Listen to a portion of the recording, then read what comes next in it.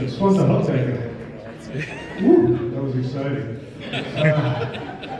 My goodness, it's so great to be back here in the Hollow Hit. I just missed that so much. And just seeing all the folks here, I see some of the old families, the Goods are here, and Trevor, it's so good to see you. I love you so much. And my old guy Stevie, the Battleship Missouri, right? And just so many great memories coaching here. You know, half the time I was loved, half the time you guys were going to throw me in the Hudson, but that's the relationship we like, right? And I probably deserved it. But I'm here to tell you about why football is so special, and why and how family and love is the true answer to all the things and all the problems we got going on right now. And I want to tell you about my story, my family story. And it starts off with me being born in the Bronx. Anybody else from the Bronx in here? Woo! Bronx. And in the 70s, I don't know if you guys remember, the Bronx was on fire. Yeah, like all of it. And so we left, we moved out to Long Island, right, to live the idyllic life and all that sort of thing. And it was me, my mom, my dad, and my little sister. And we were having the idyllic life. You know, we had the white picket fence and the whole spiel. And then one tragic day, when I was about 5, my father was killed in a car wreck on the Southern State Parkway. And from there, my life started going downhill. I never got over it. I was learning disabled. By middle school, I was flunking out. I was getting all Fs. I was the fat kid. I was getting bullied mercilessly. And I was really looking into the abyss. I had absolutely no desire to get out of bed in the morning, and I was thinking the unthinkable. And that's when my mom came into play. My mom was a great mom. You know, she was crazy. She was always like, oh, you're beautiful, you're gorgeous, you're gonna have this and that. But you don't believe your mom because your mom's crazy, right? Any crazy moms in here?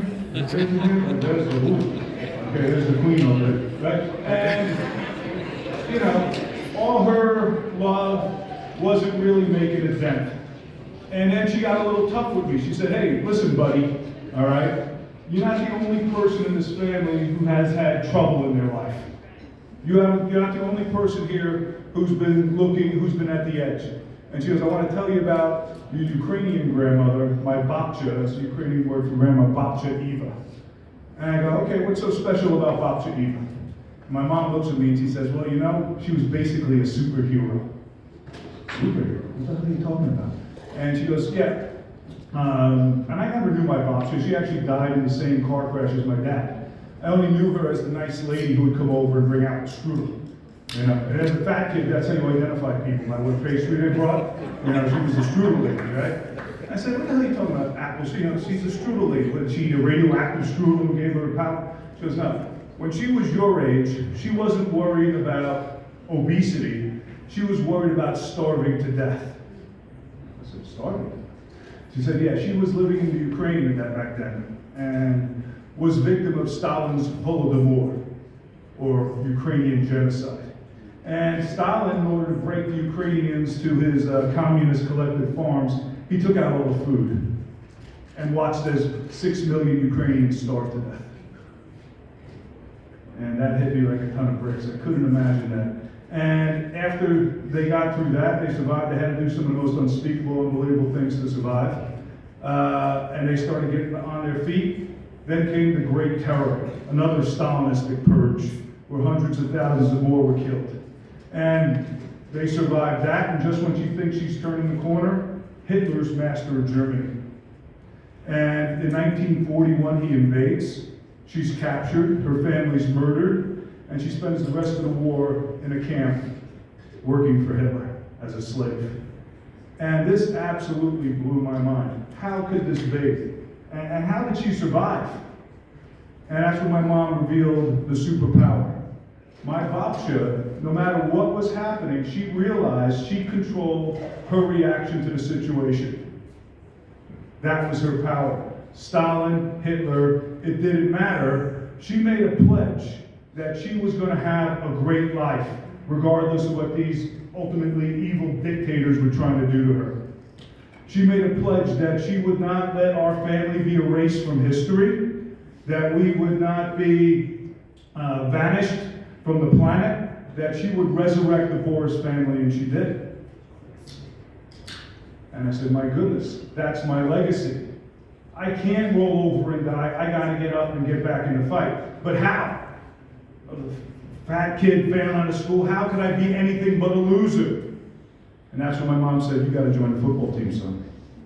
And it was on that football field with coaches like Coach Flora, like these wonderful gentlemen here, where these men showed me how to be a great man.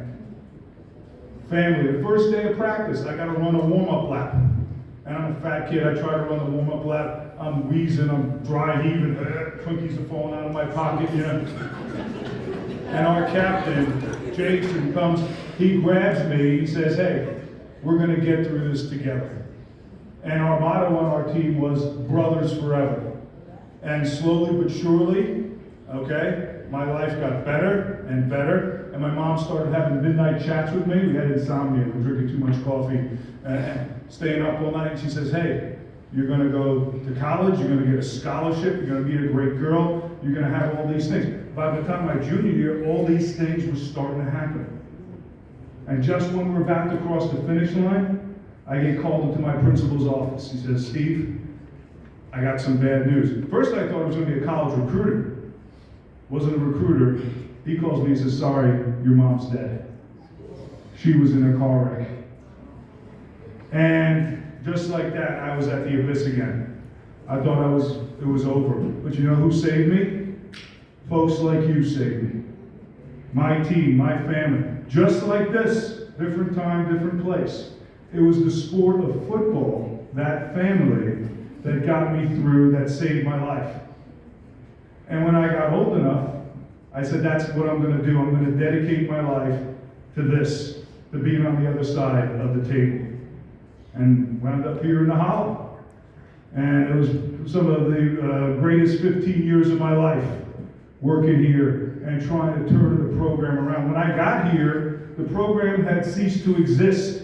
They had folded 3 years in a row. There was not Sleepy Hollow football. We got here and said, ooh, this is going to be a big challenge, all right? But we got the community, we got the families, we got some coaches together, and we fought like hell to bring this. We did what Coach Flora is doing, making it meaningful, making it personal. And one of the first things I found out coaching here, you know your mascot, the Headless Horseman, right? That's the coolest mascot. He's real. The Headless Horseman is real. It's not a fantasy. Yeah. Okay? He doesn't run down Broadway with a flaming pumpkin. Okay? But he's here. He haunts the Hollow. He talks to all you guys, all these guys over here. You ever hear him whisper to you? Cut practice. Let's go hang out on the block.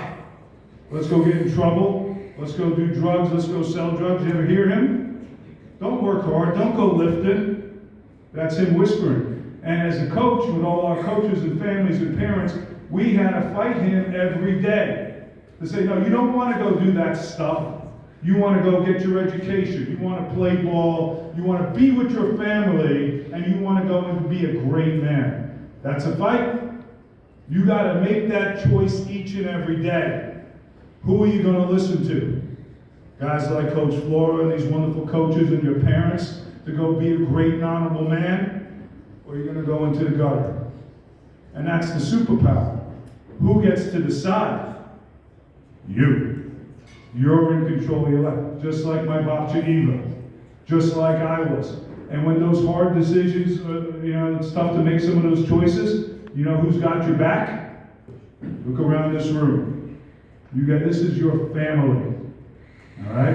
And Coach Flora, all these guys here, and all the parents, you guys are building, again, a tremendous Sleepy Hollow program. It's all right here for you. You understand? You're inches away. Season didn't go as you hoped.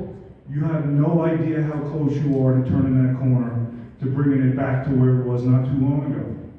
And you know who's going to make it happen? You. Do you choose to accept the challenge?